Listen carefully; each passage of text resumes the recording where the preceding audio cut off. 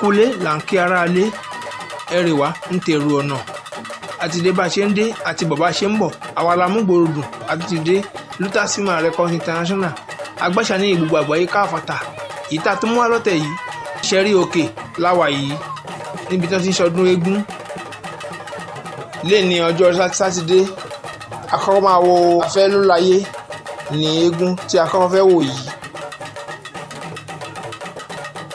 ẹ jẹ́ ká lọ wo bí gbogbo ẹ̀ ó ṣe lọ torí tó bá di ọ̀la paramọ́lẹ̀ ó máa jáde kó tó di pé Ọya máa wá ṣeré ní ìrọ̀lẹ́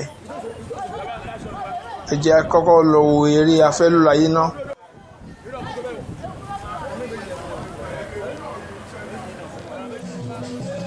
Ọlọ́pọ̀dà mọ́lá tí Isheri àwọn ni ẹ̀ ń wò yìí bákan náà ni yèyé Àníkẹ́ ẹ̀wọ̀n ni ẹ̀ ń wò tó ń jó yìí. Bàbá ń sọ̀rọ̀ nípa eégún Afelolaye yìí àti Ọya tó máa ṣeré ní ọ̀la ànígbàgbé Ọlọ́pọ̀dà mọ́lá ti ìlú Isheri.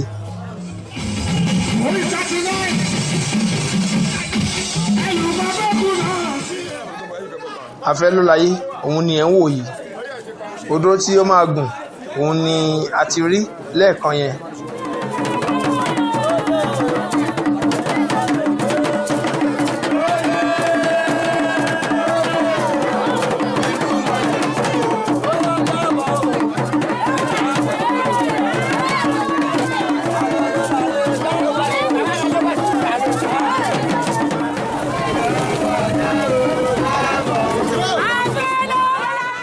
Tí a bá ń sọ̀rọ̀ nípa eégún Afelolaye yìí a kí Chief Mrs.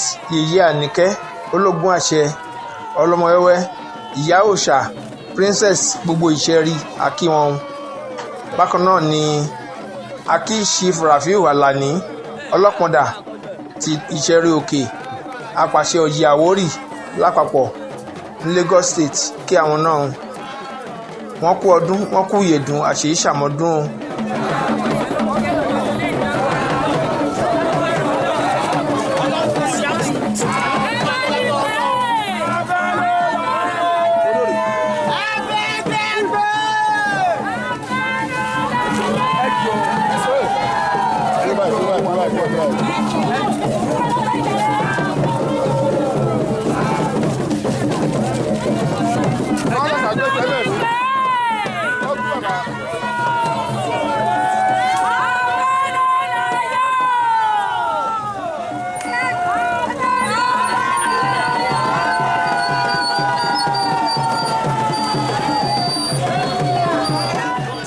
Afelolaye ni ẹ̀ ń wò tó ti gun odó yìí.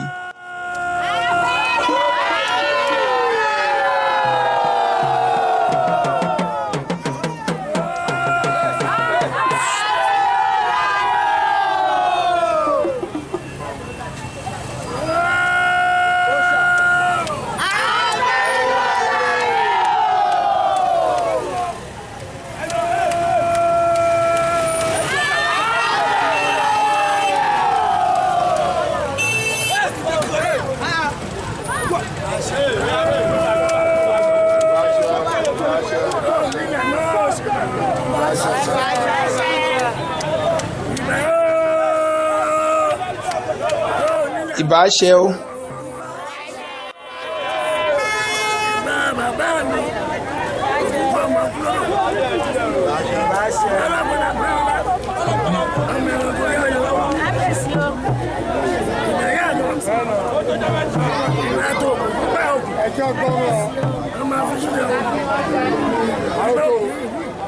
Ìbáṣẹ. Ọlọ́pọ̀dà. Àṣẹ. Àṣẹ. Àṣẹ. Àṣẹ.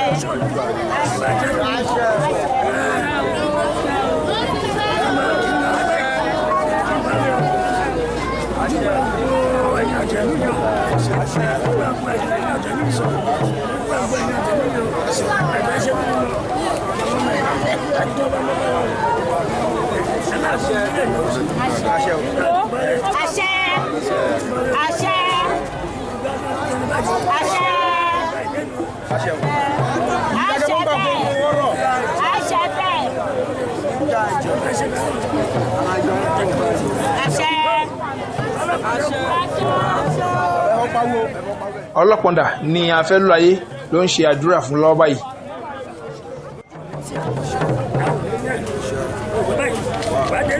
Àṣẹ àṣẹ àṣẹ àṣẹ àṣẹ àṣẹ.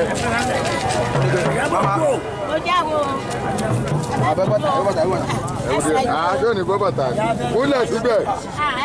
Lẹ́yìn ìgbà tí Afelolaye tó gun orí odó ó júbà àwọn ayé, lẹ́yìn yìí ó bẹ̀rẹ̀ sí pé wọn ní kankan ó ń ṣe àdúrà fún wọn.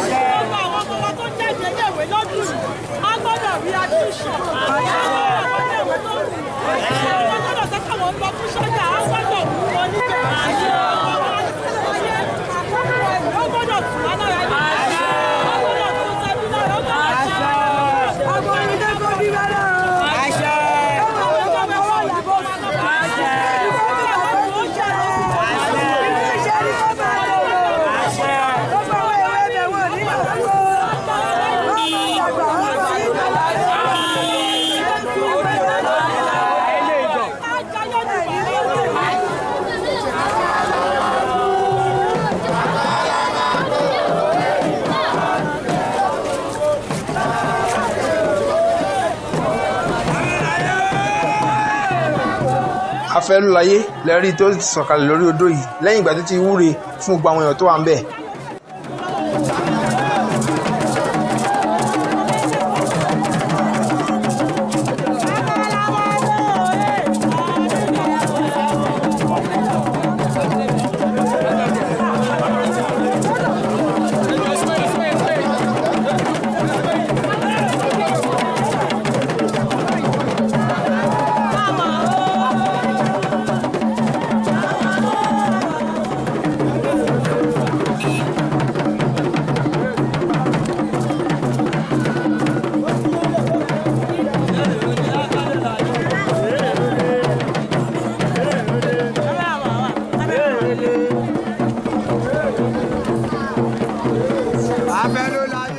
Ọlọ́pọ̀ndà Isheri àwọn náà ní apàṣẹ òjòdú ọ̀dọ̀fin gbogbo Isheri náà ni wọ́n tún jẹ oyè.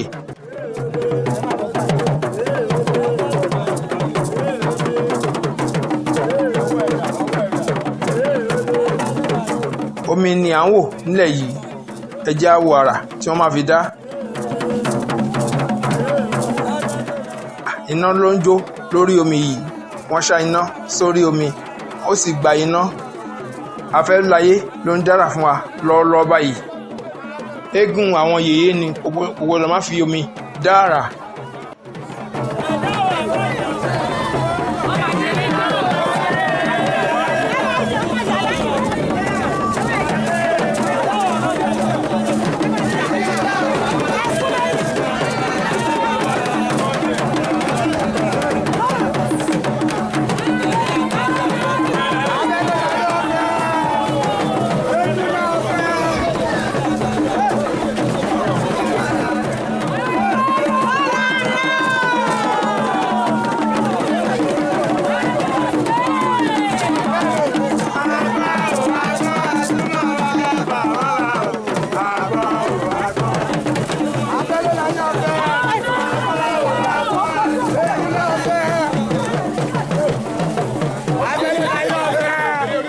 A kí ìyá wa Chief Mrs. Ìyábọ̀ Àwẹ̀ní ọlọ́mọwẹ́wẹ́, a kí wọn kú ọdún. Àwọn ni ìyá Afelolaye. A kí Chief ọ̀kan láwọn Àkànní eléfìrí àgàn gbogbo Isheri, a kí yín ẹ kú ọdún.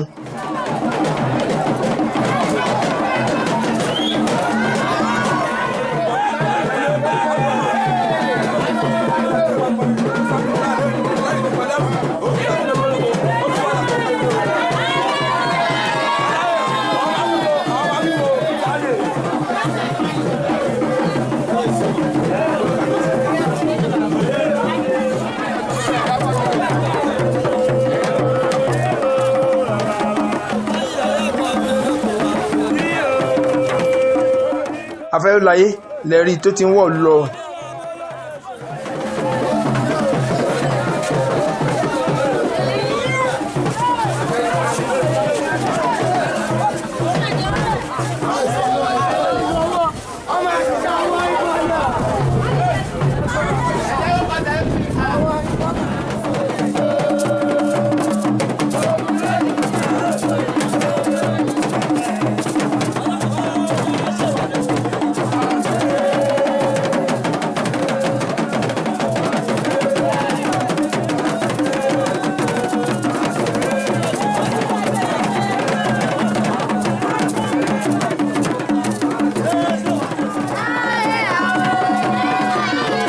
Afelolaye ló ti gbé ẹrù ẹ̀ kalẹ̀ yìí.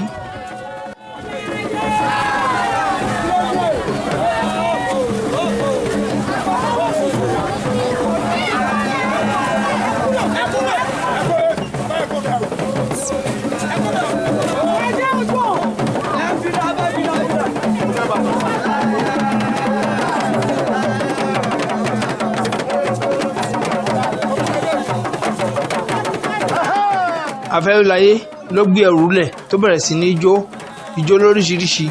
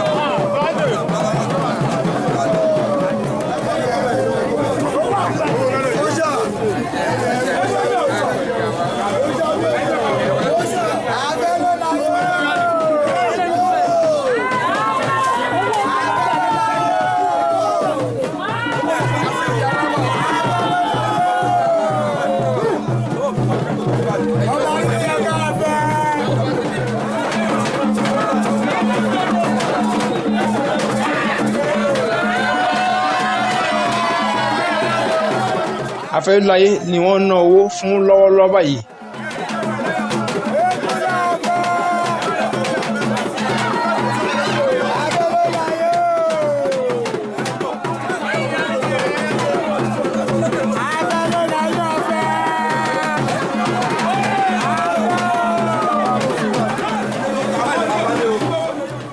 Chief Kasim Ashila, ẹ kú ọdún,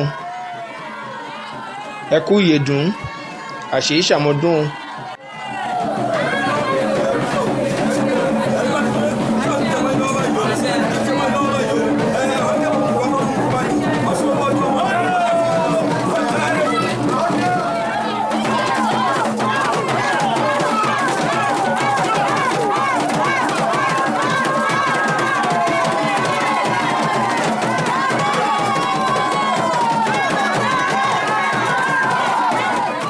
Afelolaye lẹ́rí tó ń dára lóríṣiríṣi.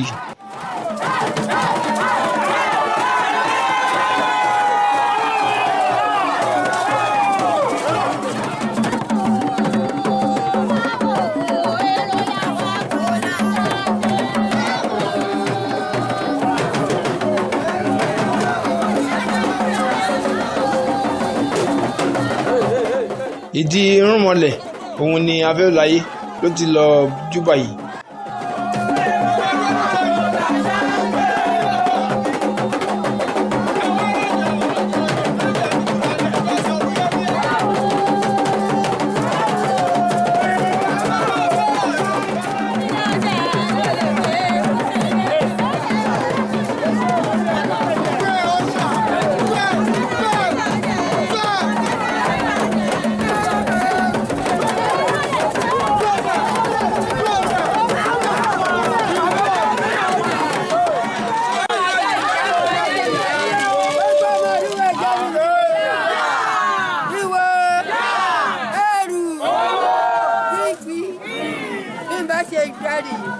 Ẹ bá mi pè dáadáa.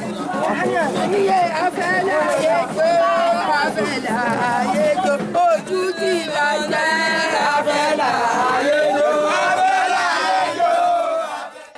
Orin ni ìyá wa dá ní fún Afelolaye yìí.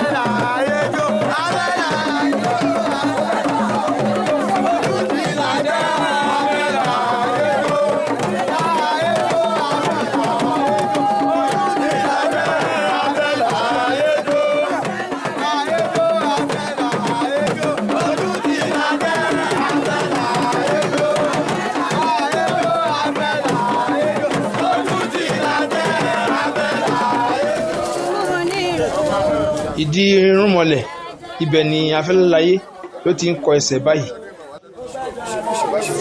ṣùgbọ́n ọmọ kúlódé ó mọ̀ yóò lè lọ́nu kókó dápò kúrò sí balẹ̀ lọ́rọ̀ apákọ̀ṣẹ́ ìdí òkàṣọ. ọmọ ilé ẹ̀ka ọ̀fẹ́ ìjọ.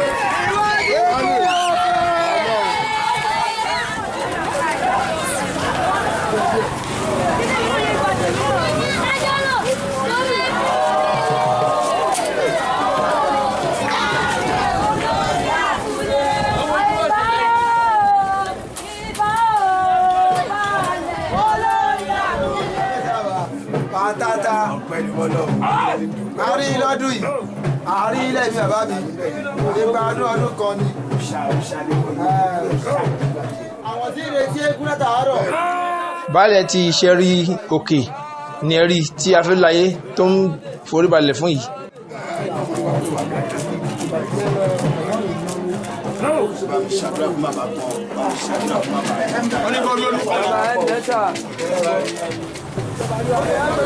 Ojú Ọbalúayé ibẹ̀ ni Afelolaye ló ti lọ kọsẹ̀ báyìí.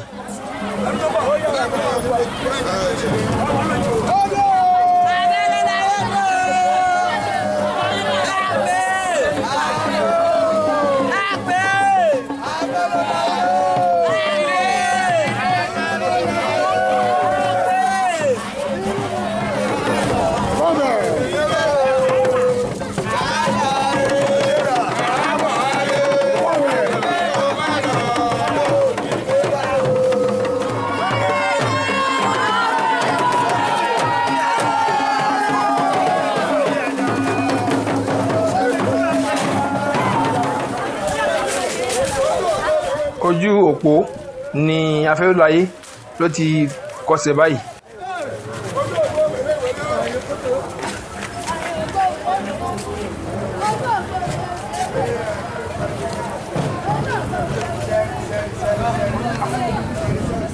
Ìgbàlẹ̀ ti Isheri-Oke òun ni ẹ̀ ń wò yìí.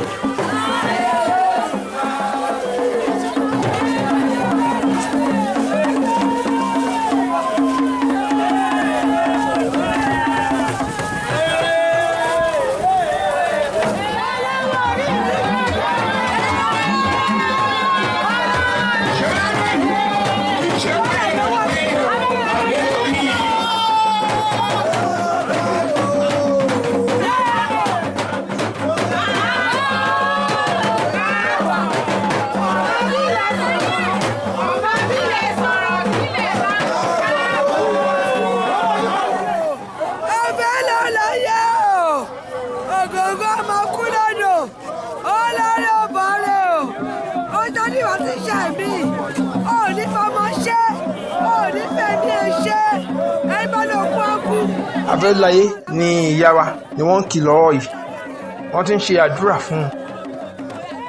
Ògògó ọmọ kúlódò lódò, ọmọ akúlómi lómi, òkú ẹ̀kọ́ ìjàgùdù àkàrà, ọmọ bó nínú wa mi wá lé ẹ pé mo bó gèrè òde, bó ní ọ̀wá wa lé ẹ pé mo bó gèrè òde. Ògiri omi kọ̀jọ kà orí ó dí kókó, ẹ má jẹ́ kómi ó kọ̀jọ kà mí lọ. Ògiri dá mọ́ òdù bàbá wọlé, ògiri dàgbà mọ́ bàbá kù ṣe dà. Kékeré ògiri ń ló tẹ̀lé ìgbòrídó ṣàbàṣàmbà bí ògbó ọmọ ẹgbàá ò tó ná dalẹ̀.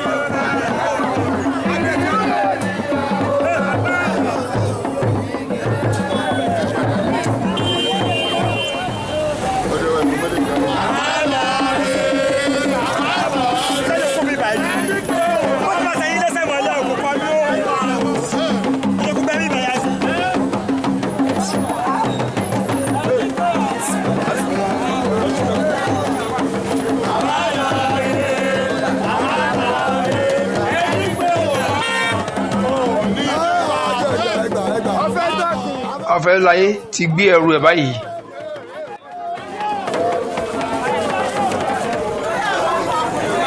Omi ẹ̀rọ ni wọ́n wọ́n sí orí àwọn èèyàn tí wọ́n wá bí ọdún Afelolaye yìí.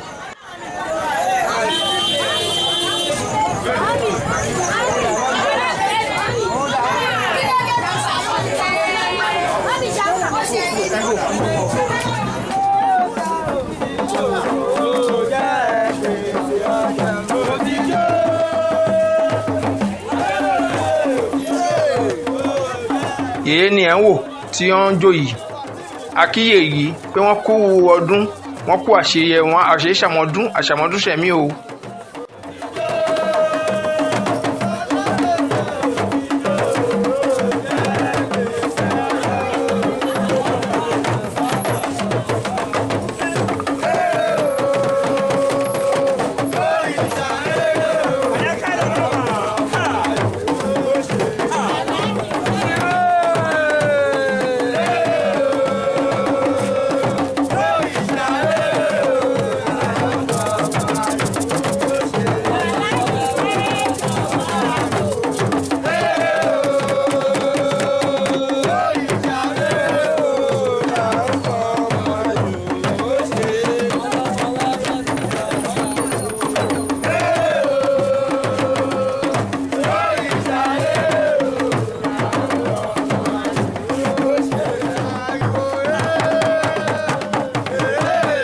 Owó ni wọ́n ná fún yèyé yìí.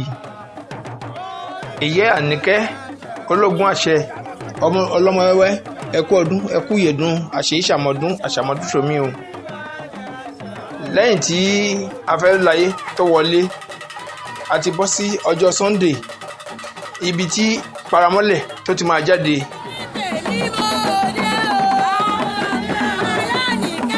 Ibi tí paramọ́lẹ̀ tó ti máa jáde ibẹ̀ la wà yìí. Yèyé ni ó ti ń jó yìí tí wọ́n ń ná owó fún àwọn èèyàn tí wọ́n ń kọrin.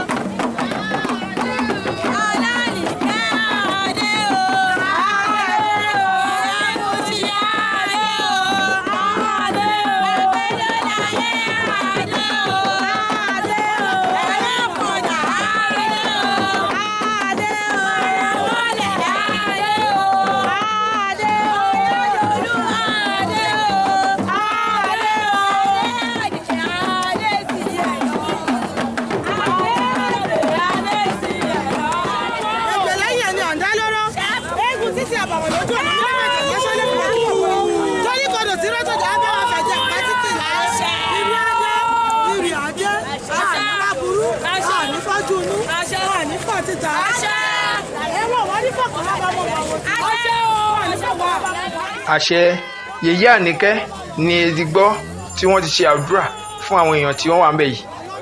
Wọ́n ti wúre fún gbogbo àtàwá.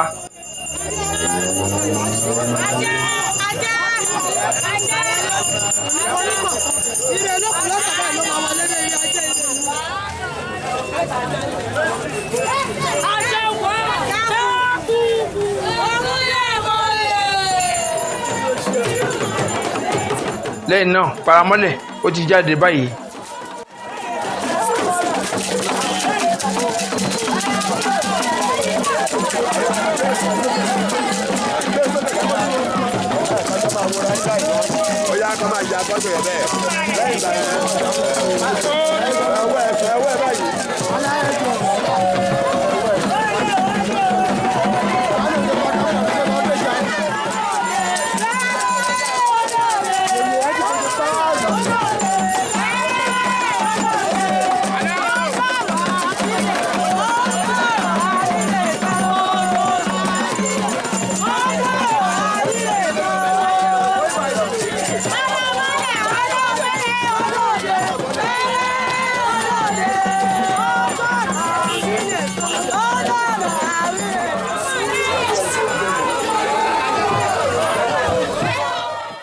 Paramọ́lẹ̀ ó ti bọ́lẹ̀ lórí odó.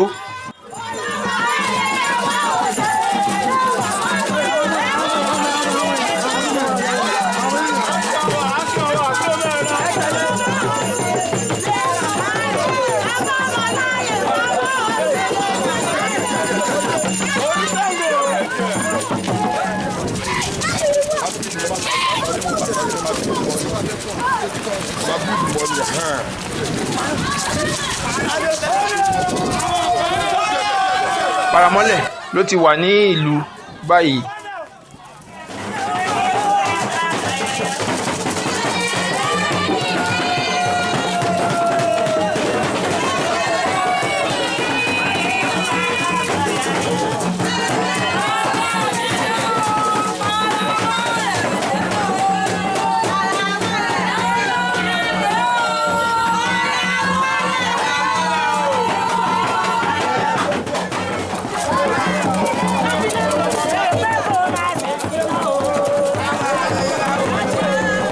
Yèyé ló ná owó fún Paramọ́lẹ̀ lọ́wọ́lọ́wọ́ báyìí.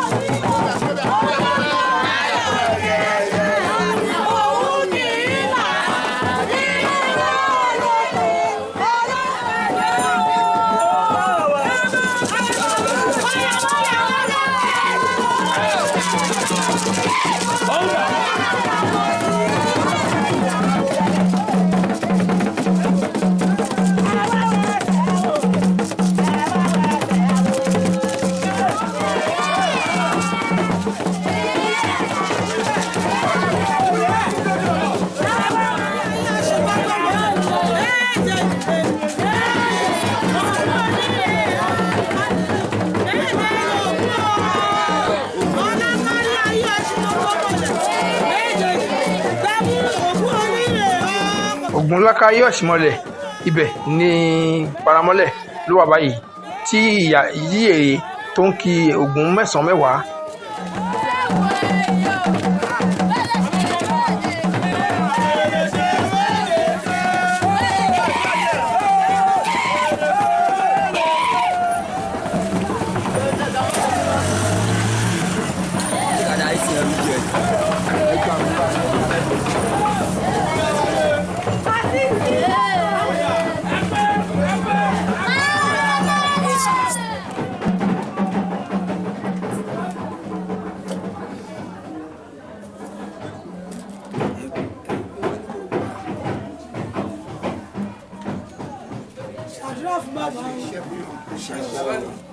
Paramọ́lẹ̀ ṣàdúrà fún bàbá kókó lára mọ́tà máa ń lé o.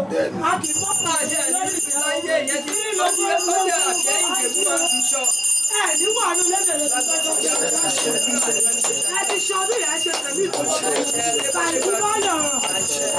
Ìlọ́gbọ́nù púpọ̀ kì í pọ̀ tó jẹ. Kọ́ngẹ́rẹ́ ẹ̀ẹ́dàgbẹ́ta ní ọ̀ṣẹ́.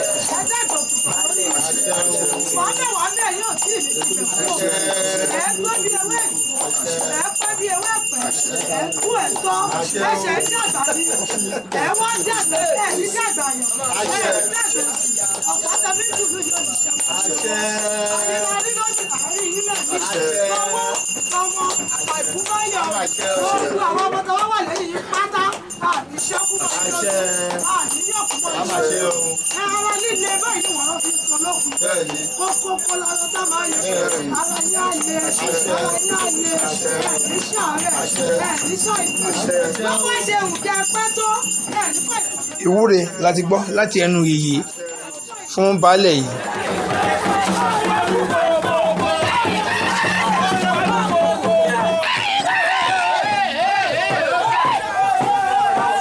Lẹ́yìn náà Paramọ́lẹ̀ wọ́n ti bọ́ síta.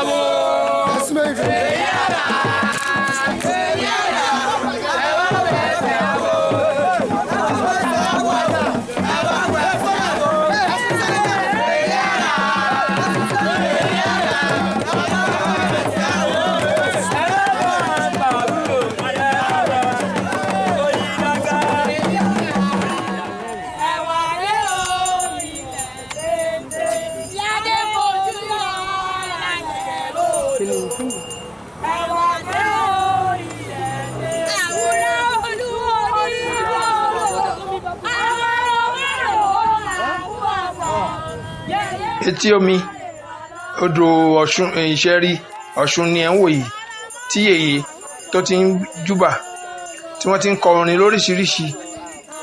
Paramọ́lẹ̀ náà ó ti débẹ̀.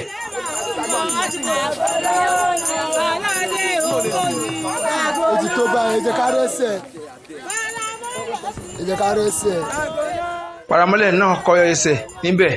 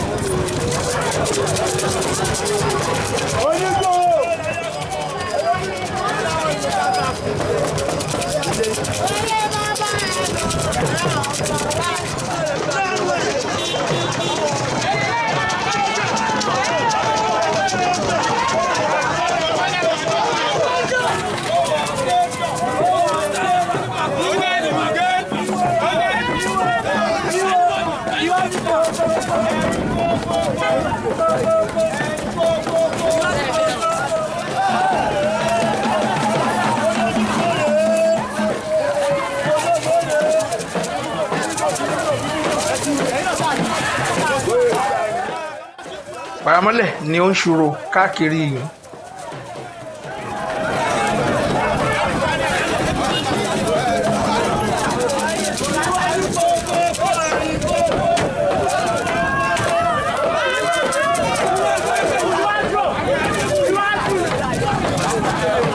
Paramọ́lẹ̀ ó ti wọlé báyìí.